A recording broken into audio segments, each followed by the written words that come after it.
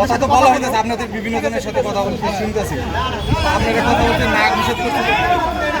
Sir আপনি 1 বছর আগে আমার সাথে ছিলেন, 1 বছর আগে আমরা না বেশি দিন হয়নি, 1 মাস আগে কথা বলেন।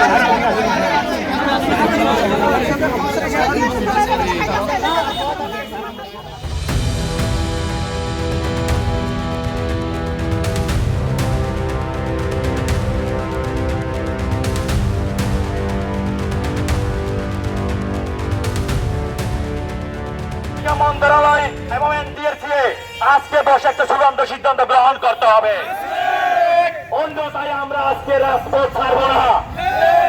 আমরা কাপড়ে কাপড় ধরে আছি, বাড়িতে বলতে আমাদের কোরবান এখানে হয়ে যাবে। যদি আমরা সংখ্যায় কম, কিন্তু আমাদের ন্যায্য দাবি লড়াইয়ের জন্য আমরা মরতে প্রস্তুত।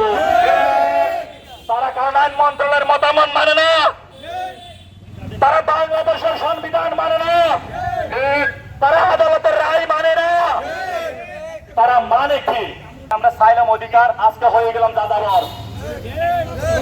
এটা আমাদের মানবিক না, এটা আমাদের অধিকার। আপনারা দেখেন এখানে মিডিয়া বাইরে আসছেন, আপনাদের অবগতির জন্য বলতেছি, আমরা বারবার বলে যাচ্ছি আমরা ঈদের দিনে আন্দোলন করেছি।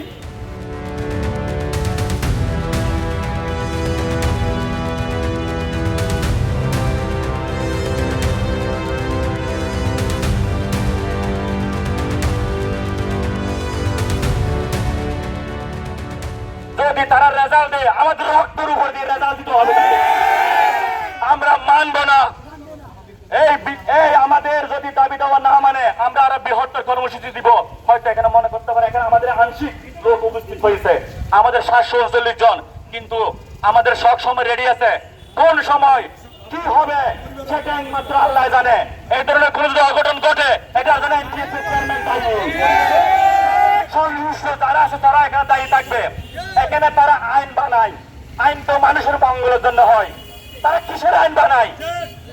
তারা মানুষের আইন, যে আইন অমঙ্গলের জন্য করে, তারা কিন্তু অমঙ্গলের জন্য করে। তারা আপিল বিভাগের রায় মানে না, তারা হাইকোর্টের রায় মানে না, তারা শুধু আমাদের পুলিশ ভাইদেরকে ভুল বুঝাইয়ে এখানে হাজির করায় বারবার। পুলিশেরও বলছে আমরা আর কত তাদের জ্বলাই, এটা অতিষ্ঠ। কিন্তু কি করবো ভাই, আমাদের দায়িত্ব পালন করতে হবে। কিন্তু আমাদের একটা বিবেক আছে, আপনারা বুঝবেন। আমাদের যদি অযুক্তি কোনো দাবি দেওয়া হয়ে থাকে, আমরা এখান থেকে চলে যাব।